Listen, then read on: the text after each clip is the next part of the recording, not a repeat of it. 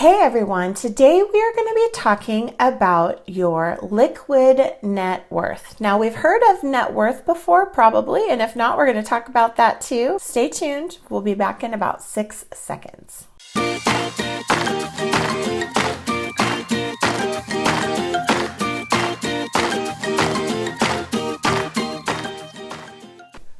Well, welcome back to the House of Fi, and if you are new here, welcome to our house. I am Wendy. I am one half of the House of Fi podcast, where we help families on the road to financial independence. We want to help you save more, spend less, and build wealth on your way to financial independence. And like I said, today we are going to be talking about your liquid net worth, what that is, why you should even care about what that is, and how you calculate it. You may have heard the term before, net worth, and so we're going to talk about that too, because really, you got to understand a few underlying things before we can even dive into what is our liquid net worth. The first thing that you need to understand, because they're going to be part of the equation, are your assets and your liabilities. Your asset is anything that you own that holds value. And for the purpose of our discussion, we're going to be talking about personal assets, not business assets. So it's anything that you own. Typically, your car if it's paid for, your home, valuable items like jewelry, cash equivalents, so stocks, mutual funds, those sorts of things. And your liabilities are pretty simple. They're things that you owe. So credit card debt, personal loans, car loans, mortgages, taxes, past taxes. It's anything that you owe to someone else that you have to pay back. Pretty easy, right? Now let's talk about the different type of assets. Assets can hold different forms. You have your liquid assets, or you have your fixed or non-liquid assets. A liquid asset is anything that is cash or readily converted to cash. So as we stated before, things like a mutual fund or stocks, because you can sell those items fairly easily and turn them into cash. And then a fixed asset is something that is not readily converted to cash. So if you want to get the equity out of your home, you have to sell it, or you have to pull the equity out. For a car, it's the same thing. If you own your car outright, in order to get the value out of that car, you need to sell it. So land is another example of a fixed asset. So assets can be either liquid, so readily converted into cash, or non-liquid. So now that we know what our assets are and our liabilities, we can calculate our net worth.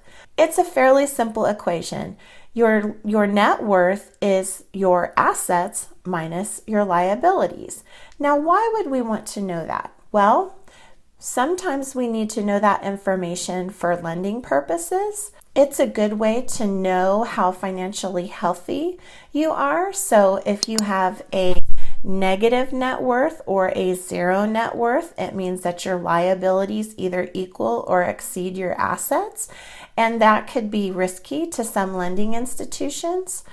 One thing that I do just to keep a good measure of where we are in our financial independence journey is I not only track our net worth, but I track the individual assets and liabilities, because I want to both know that gap is getting lower, that the assets are getting higher and the liabilities are getting lower, and that so for me it's a good knowing our net worth is a good measure for us to see what progress that we are making. And I would encourage anybody who is trying to either accomplish a financial goal or to get out of debt, that tracking your net worth is one really great way to do it. Now we know what our net worth is. Well, what is our liquid net worth? Our liquid net worth is different than our plain old net worth.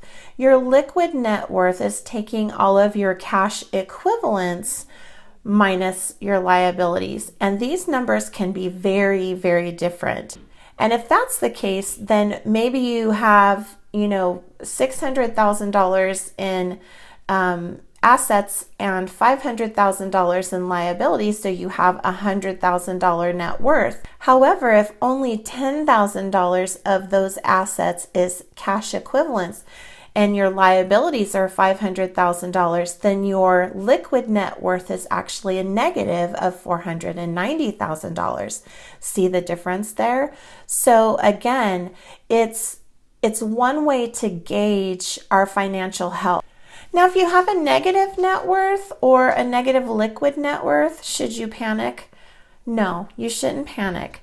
Is it better to have a positive net worth? Of course, but you're here because you're trying to better yourself and better your finances. So the bigger picture to look at is the progress that you're making. So don't panic by these numbers if they're in the negative for you. We've been there. We are still there. We started our financial independence journey with $1 million in debt, and our negative net worth was off the charts in the 300,000s. We have since gotten rid of $650,000 of that debt.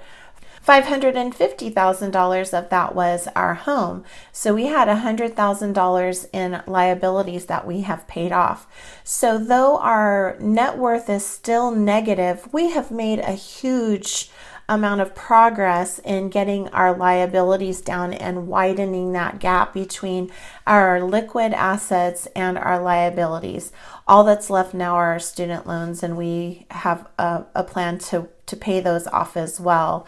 There's a couple different ways that you can track your net worth and your liquid net worth. I am a spreadsheet nerd, and so for me, I do it on a Google spreadsheet, and I've got the formulas in there, and I can just plug in the numbers and it does the calculation for me. But if you don't want to do that, you can also track it on things like Mint and Personal Capital. I'll link those down below. They are affiliate links, so if you sign up, I might get a small little bit of that, and it helps support this channel, so thank you. But I love Personal Capital because it gives me a visual of where we are, and it also has some projections that you can play with, which are awesome, where I can look and see, okay, if we are on track to retire at 55, and what if we get this, what if we get Social Security. It just lets you plug in all those numbers and see how it works, and lets you know what your chances are of completing that successfully. So it's a really great tool to have. So guys, I hope that now you are a pro at figuring out what your net worth and your liquid net worth is. We will see you back here in just a few days. Thanks everybody. Bye. All right, guys. Well, thanks for sticking around. Oh my goodness. We are in a crazy situation right now with what's happening in the world. At the time of this recording, we are about a week into our social distancing from the virus that is just got us all so concerned, and it's a scary thing, and it's easy to let our fears kind of take over. So I have found that the best thing to do is limit my time both on social media, as well as only going in to check news and reports once a day, and then only for a little bit, because we can let those fears take over, and a lot of what's going on is outside of our control. And so I think that's really the best way to kind of tackle this situation, is look at what are the things in your life that you can control. I can control what's happening with my kids. I can control what their day is going to look like, as far as what academics they're going to have, what they're going to eat. I can control whether or not I choose to be a consumer of information or a content creator. I can choose to look at this as a way to, have moments and opportunities with my family and with my kids. And it's also just really good to stay connected. I think that has been a lifesaver, is connecting with my friends and neighbors through Facebook and Messenger and texting, and we are all just supporting one another, and it's just really amazing to see just the generosity of people in times like this. You know, we're all having to wrap our minds around the fact that we're going to be homeschooling parents, which is something we never intended to be. And everyone is just sharing resources, sharing sites to pull off curriculum, ways, exercise sites for kids. It's just been wonderful, and it really has brought out some of the best things about this country.